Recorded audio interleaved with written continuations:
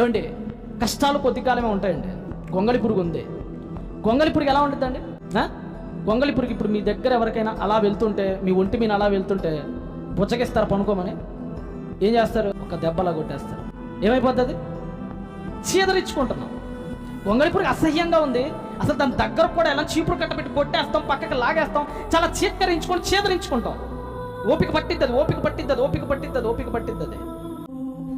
ప్రతిదానికి ఓ సమయం ఉంది.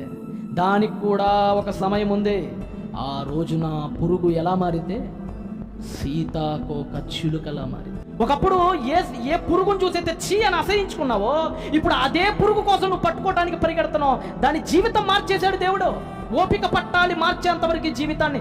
ఈ లోపలే ఒకవేళ గొంగళి పురుగు చచ్చిపోయింది అనుకోండి, ఆ తర్వాత దానికి జీవితం ఉంటుందా?